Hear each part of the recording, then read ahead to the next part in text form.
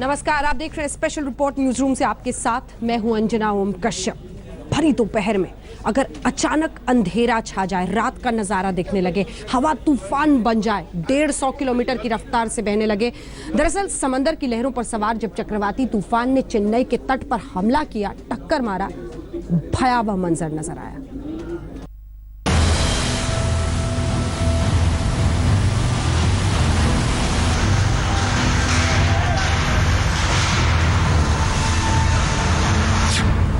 समंदर में कयामत का तूफान। तूफान में उखड़े सैकड़ों दरख्त, पेड़ों के नीचे दबे वाहन, उखड़ गई इमारतों की दीवारें। भरी दोपहर रात का नजारा। समंदर किनारे वर्दा साइक्लोन का कहर।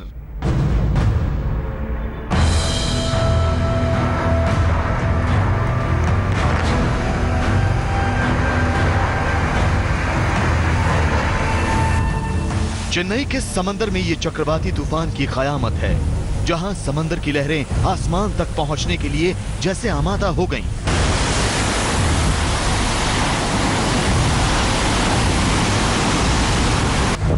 करीब 140 किलोमीटर की रफ्तार से चलती तेज हवाओं का अंधड़ जैसे पूरे शहर का वजूद उखाड़ ले जाने के लिए आमादा हो चला है। नारियल के छितराए हुए पेड़ जैसे खुद को बचाने के लिए सारे पत्ते एक तरफ समेट लेना चाहते हैं। वर्धा ने लैंडफॉल कर लिया है और आप देख सकते हैं हम जिस तरीके से बहुत ही तेज हवा के बीच में खड़े हैं। हम पुलिकट लेक के किनारे हैं। पुलिकट लेक नेल्लोर का बहुत फेमस लेक है। इस लेक से थोड़ी दूर आगे ही वर्दा साइक्लोन ने लैंडफॉल किया है और लैंडफॉल के वक्त इस साइक्लोन की वजह से 120 से लेकर 140 किलोमीटर प्रति घंटे की रफ्तार से हवाएं चले, जो प्रशासन के लिए, राज्य सरकारों के लिए, राज्य सरकार चाहे वो तमिलनाडु की हो, चाहे आंध्र प्रदेश की, उनके लिए एक बड़ा चैलेंज का विषय है, क्योंकि इतनी तेज हवा में बड़े बड़े पेड़, बिजली के खंभे, सड़कों के कटने का भी खतरा है, क्योंकि इस साइक्लोन की वजह से भारी बारिश भी हो रही है। भारी बारिश की वजह से बाढ़ जैसे हालात भी कई इलाकों में पैदा हो गए हैं। बंगाल की खाड़ी से उठा चक्रवाती तूफान वर्दा चेन्नई के उत्तर में समुद्र तट से टकरा चुका है। वर्दा तूफान की आहट के साथ ही आशंका जताई जा रही थी कि तूफान के समंदर तट से टकराने के बाद हवाएं कयामत की चाल चलेंगी। कुछ वैसा ही हुआ। तेज हवाओं के साथ बारिश शुरू हुई तो भरी दोपहरी में अंधेरा छा गया। थोड़ी ही देर में बारिश का यह आलम था कि सड़कें पानी से लबालब हो गईं। लेकिन इन पर चलना आसान नहीं था। तेज हवाओं से चेन्नई और आसपास के इलाकों में सैकड़ों पेड़ जमींदोज हो गए। रास्ता रुक गया, जो जहां था वहीं थम गया। पेड़ कहीं सड़क पर गिरा तो कहीं किसी लग्जरी कार के ऊपर। कई ऑटो भी तूफान में उखड़े दरख्तों की चपेट में आ गए। तूफान वर्दा लोगों की जिंदगी को तहस नहस कर चुका है। चेन्नई में हम बेसन नगर की जगह पे है, आप देख सकते हैं रेजिडेंशियल एरिया है। पेड़ गिर चुके हैं, पूरा रोड ब्लॉक हो चुका है। लोगों को कहा गया है कि वो अपने घर के अंदर ही रहे, अपनी गाड़ियों को भी घर के अंदर रखें ताकि प्रॉपर्टी को ज्यादा नुकसान ना पहुंचे। इसके साथ आप दूर दूर तक देख सकते हैं, जितना भी यहाँ पे ये एरिया है, पेड़ यहाँ से गिर चुके हैं। ये ज्यादा दूर नहीं है बेसन नगर बीच से, और इसके तूफान की ये पूरी जो इफेक्ट है, ये 150 किलोमीटर पर आवर पर चल रही है, चेन्नई के ऊपर से चल रही है। ऊंची ऊंची शीशे की इमारतों की दीवारें तूफानी हवाओं को बर्दाश्त नहीं कर पाईं। स्टील की दीवार उखड़कर जमीन पर आ गई। कुछ यही हाल सड़क किनारे लगे होर्डिंग्स का भी हुआ। तूफानी हवाओं ने इन होर्डिंग्स की बुनियाद हिला दी। जो होर्डिंग्स थोड़ी देर पहले सड़क किनारे अकड़ कर खड़े हुए थे, वो देखते ही देखते जमीन पर आ गिरे। चक्रवाती तूफान का सबसे ज्यादा असर तमिलनाडु के चेन्नई, कांचीपुरम, तिरुवल्लुर और विल्लुपुरम में पड़ा है। इसके अलावा आंध्र प्रदेश के तटीय इलाकों प्रकाशम, सुल्लूरपेटा और पुडुचेरी के कुछ इलाके भी साइक्लोन से प्रभावित हुए हैं। साइक्लोन जब कोई कोस्ट को टच करता है, 6 आवर्स पहले इसका डिवास्टेशन शुरू हो जाता है नॉर्मली, एंड टच करने के बाद नेक्स्ट 6 आवर्स भी वेरी क्रूशियल होता है और डिवास्टेशन जारी रहता है। सो इसलिए अभी जो डिवास्टेशन चल रहा है व डैमेज चल रहा है that will continue for next 9 hours. इसके बाद सुधार होगा। चक्रवाती तूफान में फंसकर तमिलनाडु में 2 लोगों की मौत हो गई है। 8008 लोगों को तूफान से बचाकर सुरक्षित ठिकानों तक पहुंचाया गया है। तूफान में 24 घर पूरी तरह बर्बाद हो चुके हैं। सरकारी आंकड़ों के मुताबिक तूफान से चेन्नई में 260 पेड़ सड़क पर आ गिरे, जिनमें से 190 को हटा दिया गया है। तूफान में बिजली के 37 खंभे भी जमींदोज हो गए, जिन्हें मौके से हटा दिया गया है। तूफान के चलते गाड़ियां पलटने, पेड़ गिरने से 224 जगह सड़कें बंद हो गई थी, जिनमें से 89 जगह सड़कें खुलवा दी गई हैं। साइक्लोन को देखते हुए तमिलनाडु में 266 राहत शिविर बनाए गए थे। किसी भी मुसीबत से बचने के लिए एसडीआरएफ की 4 टीमों के साथ साथ एनडीआरएफ की 19 टीमें भी लगाई गई हैं। आंध्र प्रदेश के सुलूरपेटा में भी एनडीआरएफ की 6 टीमें तैनात की गई हैं। इसकी स्पीड अभी 100 किलोमीटर के अराउंड बताई जा रही है और एक्सपेक्टिंग इसके बाद में हैवी रेनफॉल का है कि कई जगह जो है वो काफ़ी हैवी रेनफॉल हो सकता है। तो अभी हमने 6 टीमें अपनी आंध्रा में प्रीपोजिशनिंग कर दी है, जिसमें से 4 टीमें नल्लूर में है, नल्लूर में 2 सलरूपेटा में है, 1 टाडा में है और 1 नल्लूर में है, और 1 टीम अंगोल में है प्रकाशम डिस्ट्रिक्ट, और 1 टीम जो है वो 2 भागों में डिवाइड हुई है, चित्तूर में मदनपल्ली एंड श्रीकालहस्ती में। तूफान के चलते कई इलाकों की बिजली बंद कर दी गई है। तटीय इलाकों से लोगों को बाहर निकाला जा रहा है। चेन्नई से रोहिणी स्वामी और आशीष पांडे के साथ सिद्धार्थ, दिल्ली आज तक। वर्धा के खतरे से पहले ही आगाह कर दिया गया था। स्कूल कॉलेज बंद कर दिए गए। जो तटीय इलाके हैं वहां से लगभग 8000 लोगों को सुरक्षित जगहों पर पहले ही पहुंचा दिया गया। हवाई, रेल यातायात इन सब पर रोक लगा दी गई, तभी ज्यादा नुकसान नहीं हुआ।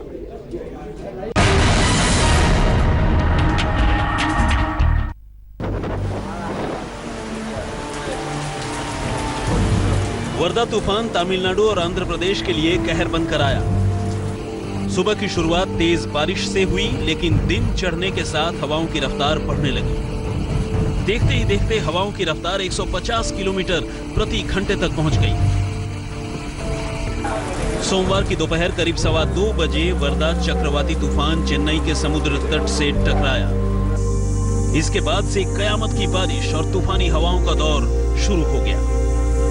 चेन्नई के होटल हयात की दीवार उखड़ गई तो हैदराबाद में पेट्रोल पंप की छत गिर गई। एनडीआरएफ और एसडीआरएफ की टीमें तो पहले से ही तैनात थीं। तूफान आने के पहले से ही राहत और बचाव के काम शुरू हो गए। आंध्र प्रदेश के सलूरपेटा में तो तूफानी हवाओं के जोर में तेल का एक टैंकर भी पलट गया। सारा तेल जमीन पर आ गया। वाहनों को वहां से बच कर निकलना पड़ा। बारिश और तूफानी हवाओं ने तमिलनाडु और आंध्र प्रदेश के समुद्र तटीय इलाकों में दहशत भर दी। लोग घरों में कैद होकर रह गए। तमाम लोगों ने तूफान के विकराल रूप को अपने मोबाइल में भी कैद किया। पहला चक्रवाती तूफान है इस सीजन का, जो अंडमान निकोबार के पास बनना शुरू हुआ 6 तारीख को। वहां पर कम दबाव का क्षेत्र था और उसके बाद धीरे धीरे इसने ताकत पकड़ी। और चेन्नई की बात करते हैं तो चेन्नई को इसने 12 दिसंबर को वहां पर पहुंचा। मौसम विभाग ने चक्रवाती तूफान की आहत को पहले ही भांपकर अलर्ट जारी किया था। इसके चलते तूफान को लेकर पहले से ही सारे इंतजाम कर लिए गए थे। रेलवे और हवाई सेवाओं को एहतियातन रोक दिया गया। चेन्नई की तरफ जाने वाली रेलगाड़ियों को डाइवर्ट कर दिया गया। तूफान को देखते हुए चेन्नई एयरपोर्ट को रात 9 बजे तक बंद कर दिया गया, जबकि बेंगलुरु एयरपोर्ट से चेन्नई के लिए उड़ानें रोक दी गईं, जिसके चलते मुसाफिरों को परेशानी का सामना करना पड़ा। मगर 3.5 घंटे करीबन हो चुके हैं, कोई रिस्पांस एयर इंडिया टीम से नहीं है कि आगे क्या होगा क्या नहीं होगा। वर्धा तूफान तो गुजर गया, लेकिन तमिलनाडु और आंध्र प्रदेश अभी भी उसकी चोट से उबर नहीं पाए हैं। खतरा अभी टला नहीं है। दोनों राज्यों के समुद्र तटीय इलाके अलर्ट पर हैं। एनडीआरएफ और सेना की टीमें हालात पर नजर बनाए हुए हैं। तमिलनाडु में बारिश का दौर जारी है। मछुआरों से अगले 24 घंटों तक समुद्र में न जाने की अपील की गई है। चेन्नई में रोहिणी स्वामी और आशीष पांडे के साथ सिद्धार्थ, दिल्ली आज तक। फिर भी बचते बचाते तमाम एहतियाती कदमों के बीच 2 लोगों की जान चली गई। करीब 2 दर्जन घर भी बर्बाद हुए हैं। देखिए जो भयावह मंजर था उसकी कुछ तस्वीरें आप भी सिहर जाएंगे।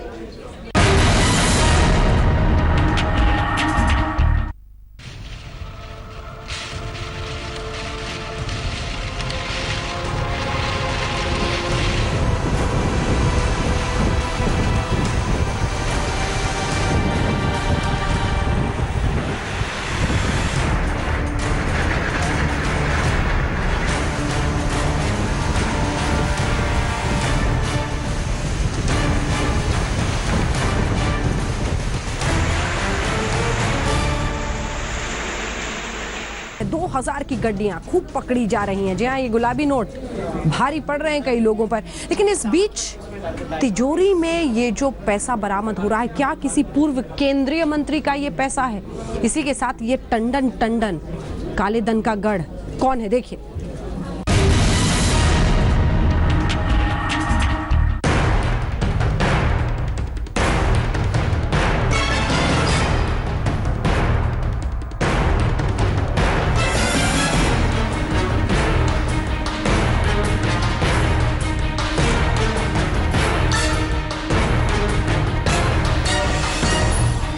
नोटबंदी के दौर में जहां लोग एक एक नोट के दर्शन के लिए तरस रहे हैं, घंटों घंटों लाइन में बिता रहे हैं, वहां दिल्ली में एक धन कुबेर की तिजोरी खुली तो हर कोई हक्का बक्का रह गया।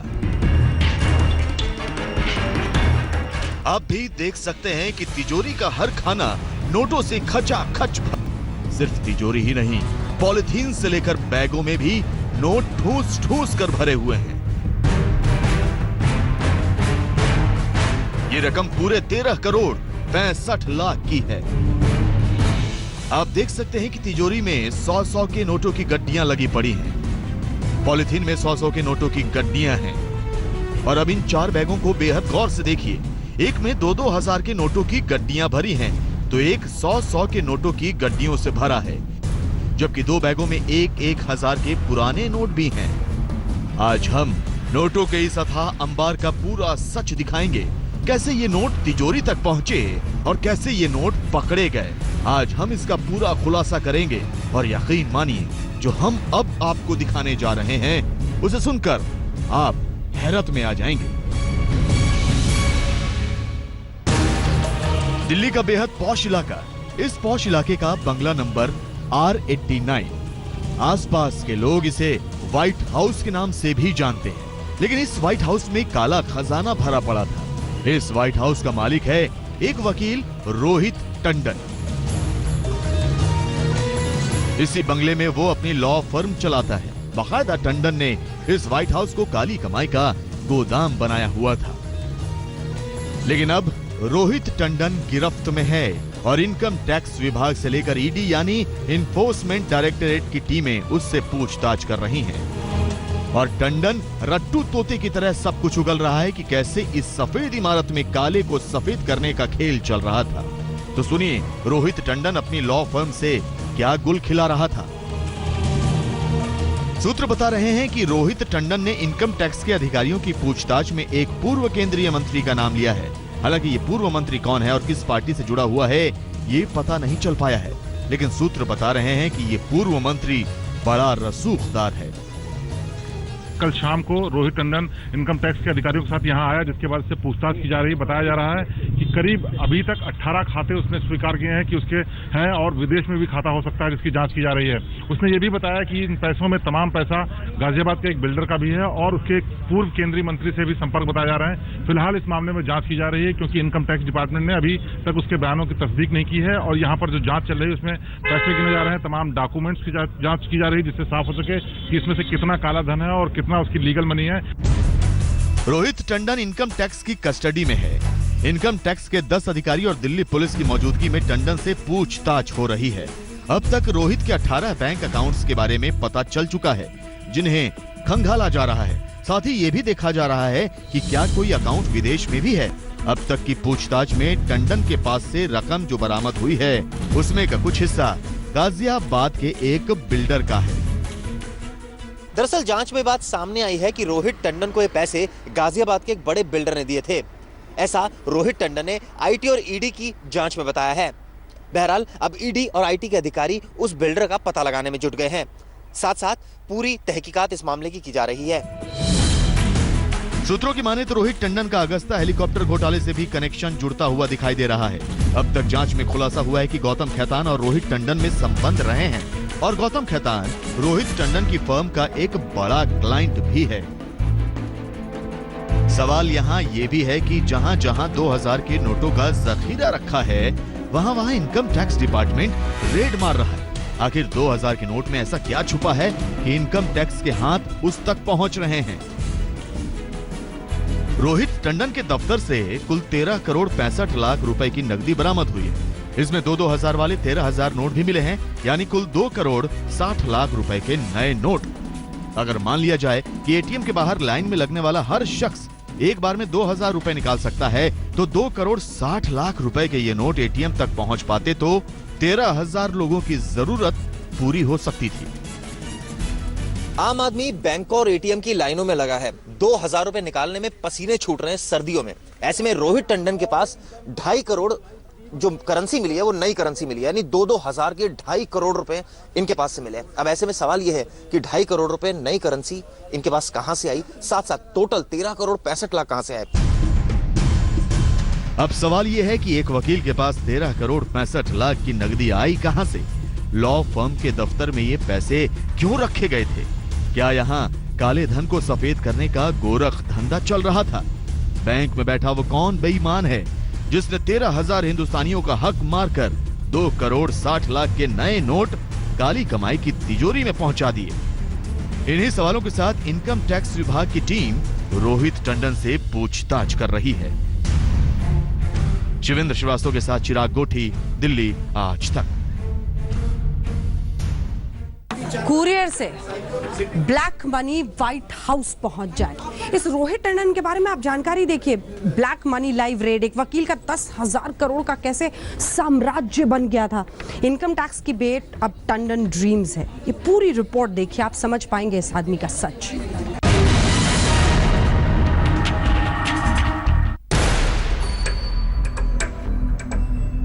व्हाइट हाउस में टंडन के इस काले खजाने का सच खुला तो सच ये भी खुला कि तिजोरी में जो 100 के नोटों के बंडल लगे हुए नजर आए, सूत्रों की माने तो इन नोटों के कई पैकेट कुरियर के जरिए व्हाइट हाउस तक पहुंचे। इससे ये भी साफ हो जाता है कि लंबे समय से काली कमाई को सफेद करने का काम यहाँ चल रहा था। अब पुलिस ये पता लगाने में जुटी है कि बरामद की गई नई करेंसी यानी 2000 के नए नोट कहां से और कैसे आए और उसे भेजना कहां था। टंडन की काली कमाई के गोदाम से 7 करोड़ रुपए के 1000 के पुराने नोट मिले हैं, तो 1 करोड़ के 50-50 के नोट भी मिले हैं। लेकिन टंडन के बारे में एक और बड़ा खुलासा हुआ है। सूत्रों की माने तो रोहित टंडन ने ऑफिस में खास सिक्योरिटी फीचर्स और सीसीटीवी कैमरे लगाए हुए थे।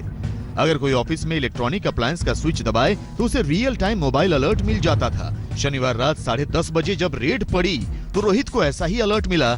इसके बाद उसने मोबाइल में मॉनिटरिंग फीचर्स ऑन किया और पूरी रेड लाइव देखी।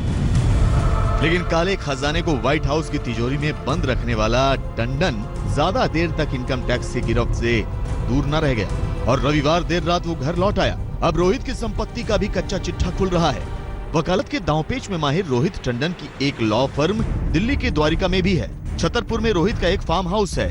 इन दोनों जगहों पर जांच शुरू हो गई है। सूत्रों की माने तो रोहित से मिले कैश का आंकड़ा और भी बढ़ सकता है। अब आपको रोहित टंडन की संपत्ति का पूरा ब्यौरा भी दे देते हैं। दुबई में एक घर, दिल्ली के पंचशील में 2 मकान, दिल्ली के जोरबाग में 100 करोड़ का एक बंगला जो पिछले साल खरीदा था। रोहित टंडन की कुल संपत्ति करीब 10,000 करोड़ की है। अब आपको रोहित टंडन का पूरा सच बताते हैं। रोहित वकीलों के खानदान से ताल्लुक रखता है। रोहित के पिता हरियाणा और चंडीगढ़ में जज थे, जिनके पिछले साल मृत्यु हो गई थी। 2005 में जीएस नाम की एक लॉ फर्म खोली थी। टंडन इसकी चेन दुबई और चंडीगढ़ में भी खोलना चाहते थे। यह firm hotel, corporates, real estate के कानूनी मामलों को डील करती थी। रोहित के बेटे भी पेशे से वकील हैं। पिछले साल उनकी शादी हुई थी। इस शादी पर करीब 100 करोड़ का खर्च किया गया था। रोहित के देश और विदेशों में मिलाकर कुल 18 बैंक अकाउंट्स बताए जाते हैं। एजेंसियों को शक है कि रोहित टंडन ब्लैक मनी को व्हाइट करने का गोरख धंधा कर रहा था। रोहित पंजाब का रहने वाला है और काफी साल पहले दिल्ली में शिफ्ट हुआ था। रोहित दिल्ली हाईकोर्ट में प्रैक्टिस करता है। इनके बेटे भी लॉ फर्म में उसके साथ हैं। सूत्रों का कहना है कि रोहित टंडन की कई कंपनियां हैं, उसके बड़े रसूखदार लोगों से संबंध है। शिवेंद्र श्रीवास्तव के साथ चिराग गोठी, दिल्ली आज तक। इनकम टैक्स के रडार पर कौन कौन है इस वक्त? 40 करोड़ खातों पर नजर है। हाँ, ये गुलाबी नोट फंसा न दे।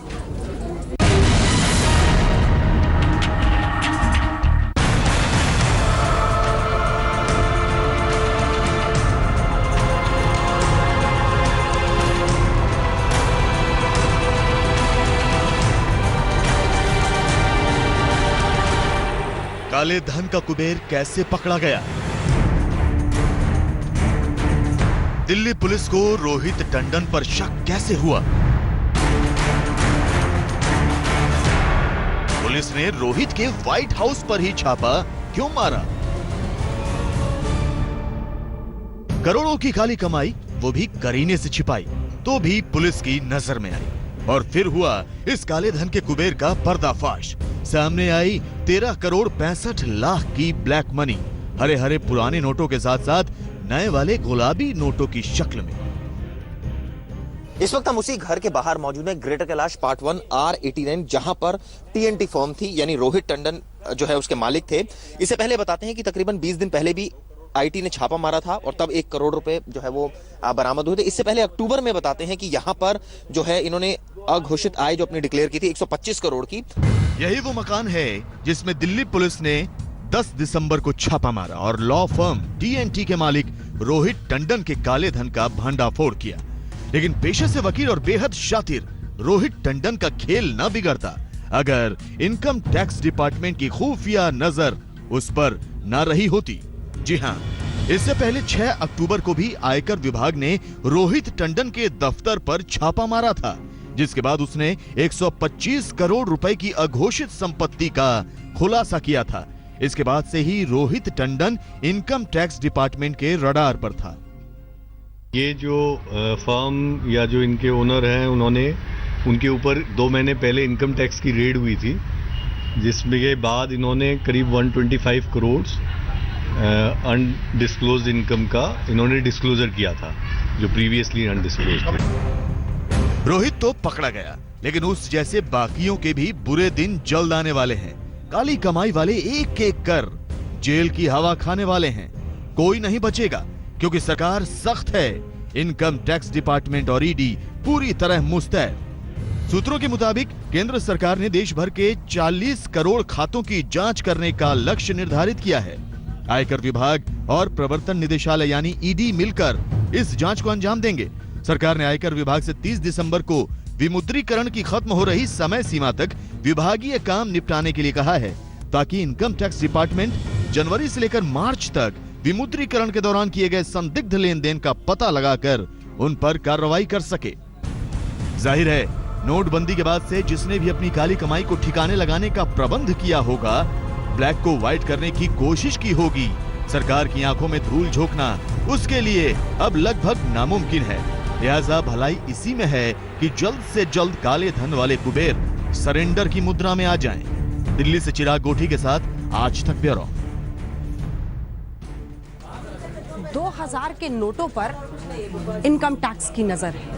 प्रधानमंत्री नरेंद्र मोदी ने कहा है कि बैंकों का स्टिंग ऑपरेशन करा लिया गया है। पीछे कैमरा लगाया गया था, पता ही नहीं चला, और इसीलिए 500 रिकॉर्डिंग्स हैं। देखिए।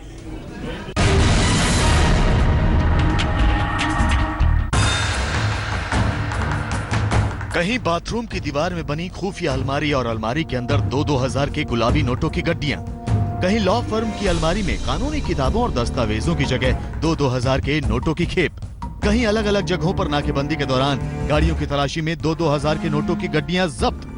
जी हाँ, यही पिंक नोट है जिसके बारे में अफवाह उड़ी थी कि इनके अंदर चिप है, और सरकार ने यह साफ भी कर दिया था कि 2000 के नोटों में कोई चिप नहीं लगी। लेकिन एक सच सबसे बड़ा ये है कि इन पिंक नोटों पर पुलिस और इनकम टैक्स डिपार्टमेंट की निगाह चिपक जा रही है। पिछले कुछ घंटों में 2000 के करारे नोटों की एक बड़ी खेप सामने आई।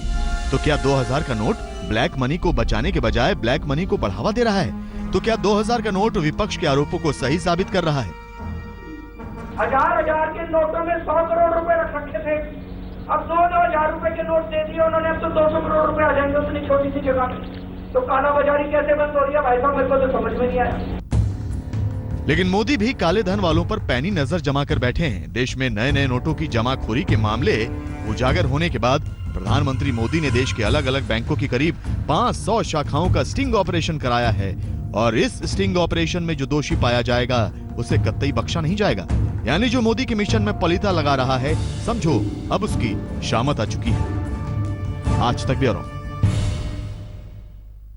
और इसी के साथ न्यूज रूम से स्पेशल रिपोर्ट में इतना ही, लेकिन देश दुनिया की बाकी खबरों के लिए आप देखते रहिए आज तक।